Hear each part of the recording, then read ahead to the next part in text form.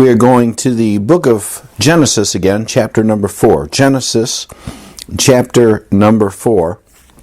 We continue our series, what we call dispensations. And this evening we're looking at the dispensation of conscience. Conscience. We've looked at the dispensation of innocence, and now we're looking at what's called the dispensation of conscience. And that's Genesis chapter number 4. Again, we looked to review. We're going with the Bible map by Leon Bates that lays out the dispensations of 7 dispensations. And starting, of course, in the creation. We started with one that we call, for lack of any biblical term, we'll call eternity past. When God existed, when God created the heaven and the earth, when Satan fell. And we looked at that as a prior dispensation. But now we're into this dispensation called conscience. We looked at innocence, where Adam and Eve were in the garden, and they were created innocently.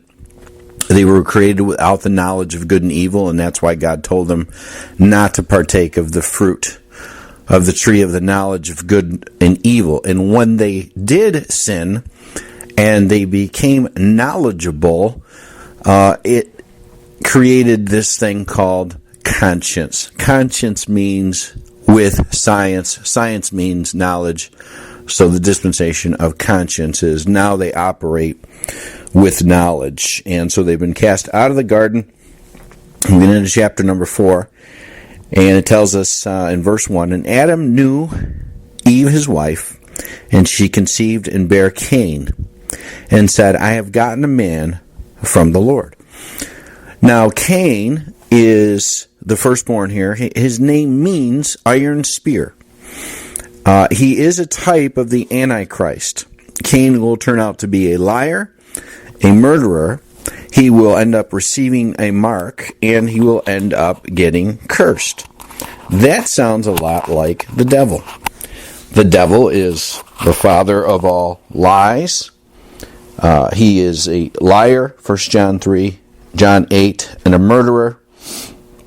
He receives a mark of the beast, Revelation 13, and he is cursed from Genesis chapter 3.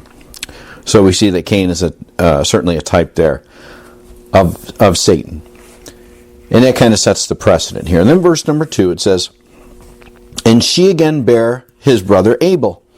And Abel was a keeper of sheep, but Cain was a tiller of the ground. Now, Abel, there's no conception mentioned here. It doesn't say that he knew her, she conceived, like in verse 1, but so people assume that they're twins. I'm not sure that they are, but nevertheless, that's why they draw that assumption, because there's no conceiving mentioned. He's a keeper of sheep, so he would be a type of the good shepherd, while Cain is a tiller of the cursed ground, something cursed, and again, he's a type of the devil, really, Antichrist. They're really two extreme opposites here. And we continue here, and by the way, when we talk about the dispensation of conscience, and we know that while man is born with a conscience, a knowledge of good and evil, they don't always adhere or always obey the conscience. And 1 Timothy chapter 4 talks about there, and verse 2 talks about people that have had their conscience seared with a hot iron. It's like taking a hot iron and searing some nerves. You can't feel it anymore. You don't feel it. And people can do that at some point. Sear their conscience. So what happens here is we go to verse 3 and it says, In the process of time it came to pass that Cain brought of the fruit of the ground an offering unto the Lord. All right, so Cain brings in his offering. He brings his something he's worked on. This is a picture here, a type of a religious man who believes in God, but not God. You know anyone like that? They believe in God. There are a lot of people like that. They believe in God, but they don't believe God. Well, I believe in God, but I don't believe He says this. I don't believe He wants us to do that. So Cain pictures a religious person. He did the work by preparing what was offered, the fruit of the ground. And I think this may be why God rejected him Not the murder, which does happen later. God rejected his offering, though, first. And it was because it was something, he was being disobedient to what God wanted. And even though he thought it was, hey, this is good, this is hard work, I'm a good person, I'm bringing forth my good works. It's like a religious person, but God says, no. I don't care how good you are, you follow the plan. Then verse 4 says, and Abel also, he also brought of the firstlings of the flock, and of the fat thereof. And the Lord had respect unto Abel and to his offering. All right, so Abel brought something that God had provided. God had provided a lamb. He brings the firstlings. It says here in verse number 4, the firstlings, plural, indicating that there was plenty that even Cain could have offered if he wanted, if God was looking for a blood sacrifice. He brought of the fat meaning the very best he brought forward. The fat thereof.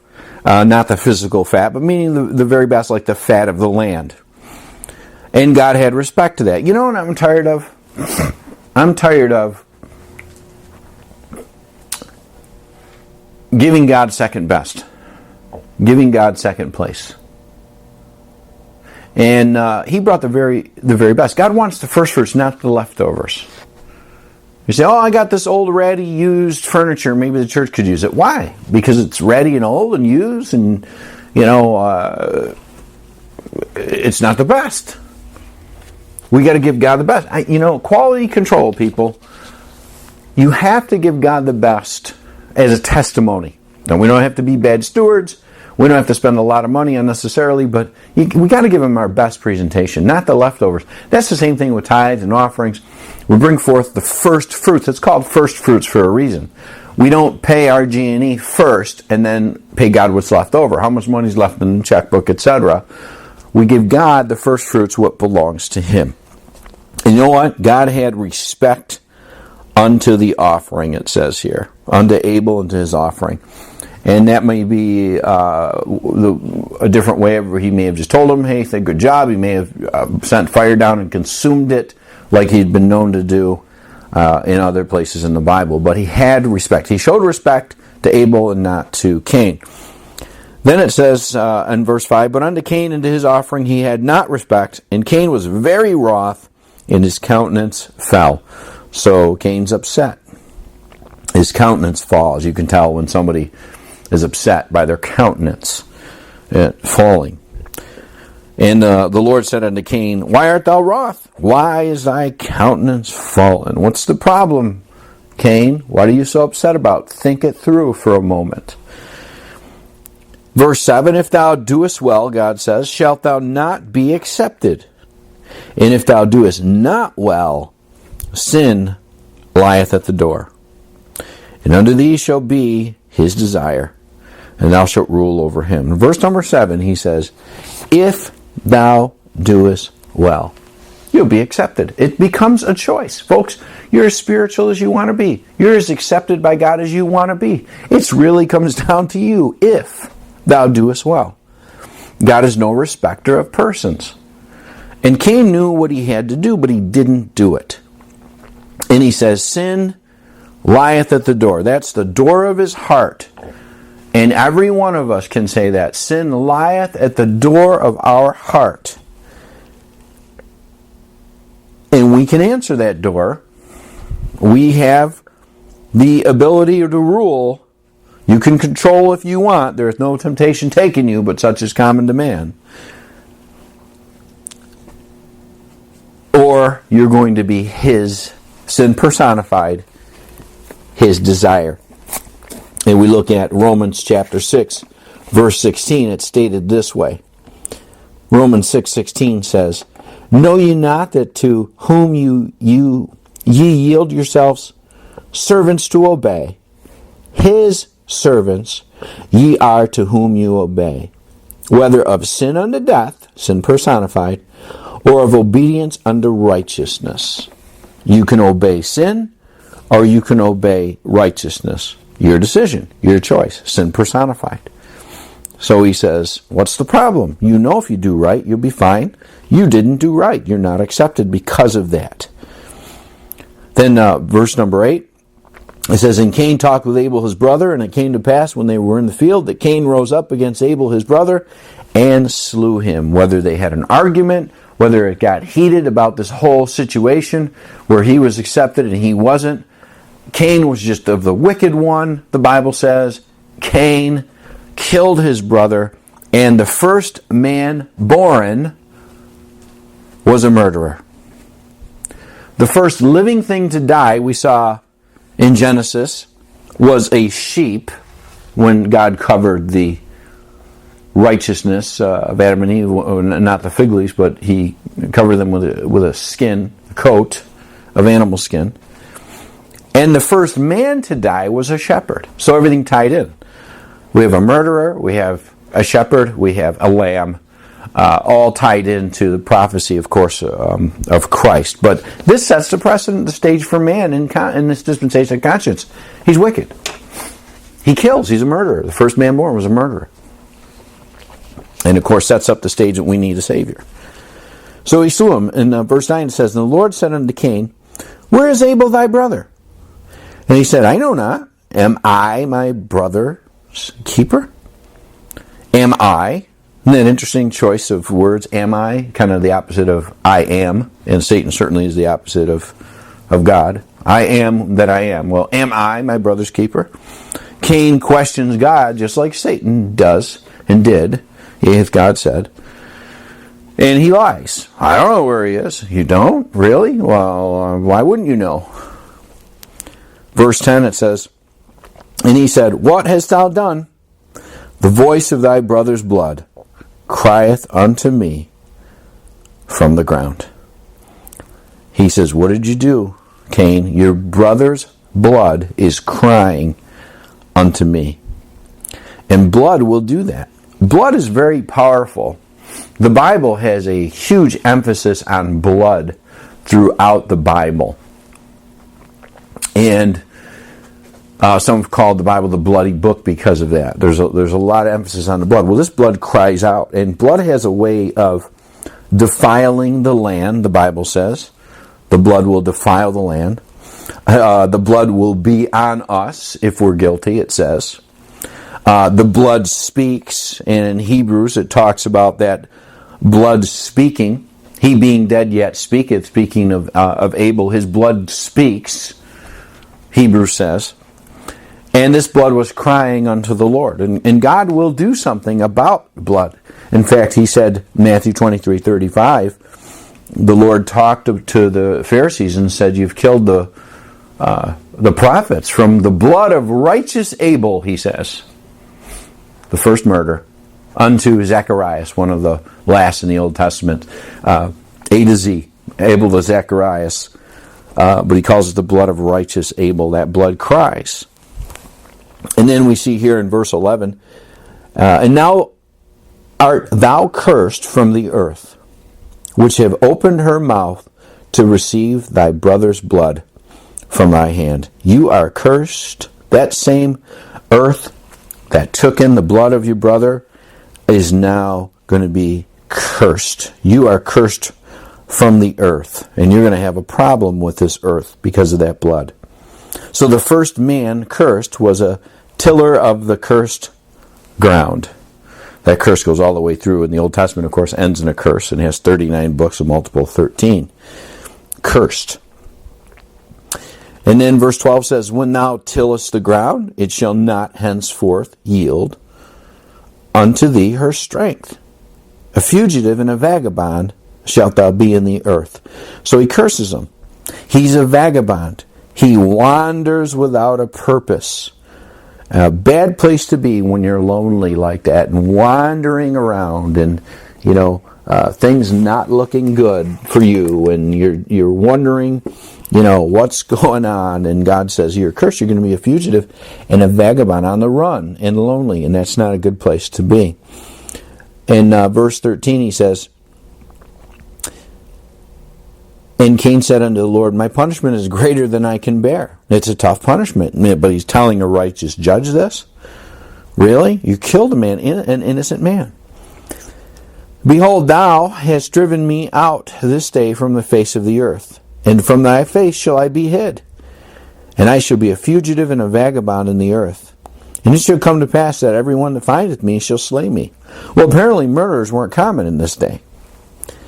And there were other people, obviously, in the earth at this time, on the earth, but he was concerned about.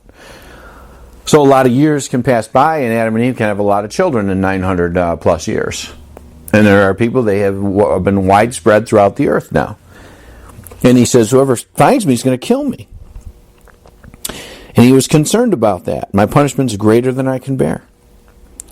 And the Lord said unto him, therefore, whosoever slayeth Cain, vengeance shall be taken on him sevenfold. And the Lord set a mark upon Cain, lest any finding him should kill him. So God says, all right, and God's merciful. And he says, all right, I'm going to show you mercy, I'm going to let you live. And he put a mark on him. Now, some people believe that this mark had to be large enough to be seen at a distance. And it's possible that Cain was the first person with darker skin. And that's very possible. He may have done something different with his skin and made it darker. And by the way, if he was the first black human being, I'll tell you this, verse 12 would fit, because it says that the ground is not going to yield her strength. It's like the ground is going to withhold her strength from letting you have fruit. Now, I know this, Africa is said to be the most naturally wealthy continent. I don't know how true that is, but they sure do have a lot of problem getting fruit out of that land. And supposedly they really shouldn't, but they do. That would fit this mark and this race. Later on, Canaan would be cursed in a similar fashion. Canaan, the grandson of Noah, the son of Ham, who was definitely the dark race. So there could be a tie into that. I don't know for sure what the curse or what the mark was. But God said in all of that, I will be merciful to you. And unless you think that I'm going overboard with curses, listen, we all inherit the curse of mankind. We all are sinful. We still have to work hard in the sweat of our face as a curse. The women still have to have childbearing and sorrow and things like that. We do inherit curses, and they are passed down. Doesn't make us different from anyone else. It's just the way that it is. So he says, anybody that finds you and tries to kill you, I'm going to sevenfold vengeance. Verse 16, and Cain went out from the presence of the Lord and dwelt in the land of Nod on the east of Eden. He's cast outwardly toward the east, like Adam was cast out east, and we talked about that. Going west to east was generally a negative connotation, and east to west was a good connotation. So he's out from the presence of the Lord. Then verse 17 says, and Cain knew his wife, and she conceived and bare Enoch. And he builded a city, and called the name of the city after the name of his son, Enoch. Now it doesn't say here that Cain found his wife. It says he knew his wife, meaning that he already found her at some point, knew her. There's no time element given to having his child and building his city. We don't know how much time has passed by. But if his parents lived over 900 years, there were plenty of children and plenty of females for him to choose from. He could be far removed from a sibling, from a sister, not really know that sister and marry her. Or he could have known her. I'm just saying there were a lot of people. Eventually, you had to marry your brother and your sister. We all go back to Adam and Eve. And at this point, in the dispensations, at this point, there's no law forbidding to marry a sister. Now later on, when the bloodline changed and all that, and the curse went through, and after knowing all that, that became more of a problem. And now if you marry a sister, you have major problems genetically with offspring and all that. Even a cousin that can happen with. But then it wasn't a problem. So where did Cain get his wife? Wow, I'm really stumped. I'm going to stop believing the Bible now because you really stumped me. No. it was technically a sister. Or, it doesn't say this, but God provided Eve for Adam. God could have provided a wife for Cain. Not likely, not recorded. I'm just saying he can do whatever he wants to do. So we see the first city mentioned in verse 17, and it sets the precedent, the tone for a city, because it says here that he was built the first city, and so the first city mentioned was built by a vagabond killer. And it is interesting how cities seem to draw these types of people today, and there's negative connotations with cities, and this sets the tone for that. The Bible is the Genesis of the book of beginnings, the beginning of the first city. Verse 18 says, and unto Enoch was born Irad. Irad begat Mehujael. Mehujael begat Methuselah. Methuselah begat Lamech. And Lamech took unto him 2 wives. The name of the one was Ada. The name of the other was Zillah. So he takes on 2 wives. And again, polygamy in the first city. Polygamy was not God's intention. People say, what about David had all these wives? What about Solomon had all these wives? What about these people that had all these wives? Polygamy was not God's intention. And that's carried through into the New Testament, where a bishop, a pastor, must be the husband of one wife at a time. There's no polygamy. That doesn't mean you can't remarry if your wife dies or something like that. It just means one wife at a time. And that was in Matthew chapter 19, Jesus speaking of it here, talking about marriage, and he says here that, it says, he answered in Matthew 19:4, he answered and said unto them, have you not read that he which made them in the beginning made them male and female? And said, for this cause shall a man leave father and mother, and shall cleave to his wife, and they twain shall be one flesh. Wherefore they are no more twain, but one flesh. What therefore God hath joined together, let not man put asunder. They say unto him, why did Moses then command to give a writing of divorcement, and to put her away? He saith unto them, Moses, because of the hardness of your heart, suffered you to put away your wives. But from the beginning it was not so. You were to leave and cleave and be one. 2 becoming one. Not 3 becoming one. Not 4 becoming one. Not 1,000 becoming one, like Solomon's case. 2 becoming one. And so you see, marriage was intended between one man and one woman. Not one man and another man. Not a man and a woman and a man. Not 2 women. Not 2 women and a man. All that. Listen. Very simple. God created Adam and Eve. One man and one woman. And that's what marriage was intended to be. And so we see here polygamy rears its head in Genesis chapter 4. And then verse number 2, it says, and Ada bare Jabal, he was the father of such as dwell in tents, and such as have cattle. Again, book of the beginnings. He had cattle. And his brother's name was Jubal. He was the father of all such as handle the harp and the organ. Now, so you have somebody who's the father of instruments, the harp and the organ. And Genesis being the book of beginnings, and because of the precedent and the type of characters we have here, it probably wasn't godly music in the first city that was filled with murder and polygamy. The harp and organ are mentioned, and music has a pattern in the Bible of being good or bad. Just because you see music doesn't mean it was bad. Just because you see music doesn't mean it's good. All music is not good. All music is not bad. In Job 38, we know that before man it was good. Morning stars sang, sons of God shouted, etc. And they sang and shouted together. Genesis 4:21, before the flood, I'm leading up to it, I'm sure that it has a negative connotation here. Exodus 15, after the flood, Song of Moses, that was good. You get into Exodus 32 with the golden calf. They're coming down from the mount with the tablets, the 10 Commandments. They come down. They say, there's a noise of war in the camp. So the shouting and the noise sounded like war. Well, it turned out to be a rock concert. Because it says when they came down, they saw the music and the dancing and the nakedness. And all of that goes together. Music, dancing, nakedness. Negative connotation, not used for good. 1 Chronicles 15, David and the Levites, they're using it for good. Daniel chapter 3, Nebuchadnezzar's image, bowing down to the image when they hear the music. That was bad.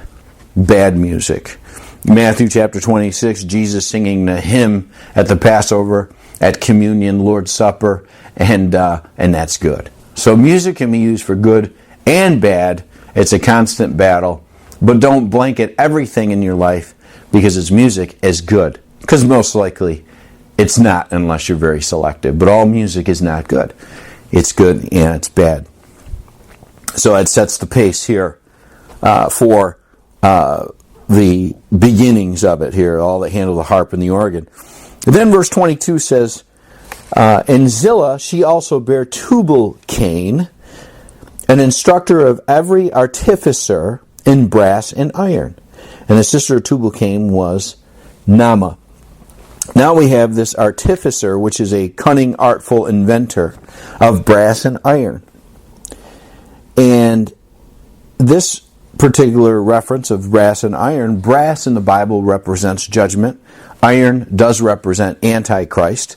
They were not used, they're not allowed to be used in the building of the ark or the building of the altars, just because they were negative. Negative connotation, brass and iron. And so far this city produces murderers, polygamists, iron, and music. And what this does here is sets the stage for the days of Noah, which are coming up soon. The days of Noah. And the importance of that is Jesus likened his return in the last days to the days of Lot in the days of Noah. Okay, so we see here that this just sets the tone for all of that. The verse 23 says, and Lamech said unto his wives, Ada and Zillah, hear my voice, ye wives of Lamech, hearken unto my speech, for I have slain a man to my wounding, and a young man to my hurt. There was some sort of a altercation, some sort of a murder that took place here. Verse 24, if Cain shall be avenged sevenfold, truly Lamech 70 and sevenfold. In other words, it could have been self-defense. It could have been he couldn't help killing this person. He feels he deserves more protection than the cold-blooded murder of Cain. But again, the precedent was set by Cain in performing the first murder. Now this guy, whether accidental or whether self-defense or whatever, our second murder mentioned, and now he's trying to justify it. Okay? And maybe he was just, but you know what, folks? You know, that's what we see today, justifiable homicide and all this other stuff. Murder. All right? Mental illness, he couldn't help it, his defense is insanity. But this sets the precedent of, oh, you know what? I killed a man, but it's okay. All right, so that's not good. This is the book of the beginnings here. In verse 25 it says, and Adam knew his wife again, and she bare a son, and called his name Seth. For God, said she, hath appointed me another seed instead of Abel, whom Cain slew. And she remembered that Cain slew Abel. And God gives her another son called Seth. And what happens is, after giving details of Cain's descendants, the writer Moses returns to Adam and Eve's story and shifts and said they got another son, and his name was Seth. And to Seth, to him also there was born a son, and he called his name Enos. Then began men to call upon the name of the Lord. So now, by free will, men begin to call upon the name of the Lord through the descendants here of Seth. Again, shifting and showing you the opposite of Cain. God began with three sons of Adam, Cain, Abel, and Seth, that he talks about. And he repeats it with Noah, with Shem, Ham, and Japheth. And so it says, men began to call upon the name of the Lord. And so you have a battle here, continuing, of good versus evil. And the descendants of Cain, certainly set a precedent here of being negative, of being, showing some wickedness or whatever in the first city and all that. And then Abel, or Seth's descendants now, start to call upon the name of the Lord. And so there's always that battle of good and evil. So that's where we conclude here this part of the dispensation of conscience. Next time we get together, we're going to be looking at Genesis chapter 5, which is going to talk about, again, the generations of Adam and the generations of Christ. And we're going to look there at some of the people that are mentioned. And that's going to, again, set the stage for the days of Noah. And we get into chapter 6. It'll be, the preparation here for the flood and all that. And we'll be into the dispensation of conscience until after they get off the ark, and then get into another dispensation called human government. So this dispensation of conscience, we see the different people, different players mentioned here, and we can see that what happened when they did attain a knowledge of good and evil, man innately became evil. And so we'll pick it up next time and continue in Genesis 5 with the age of conscience.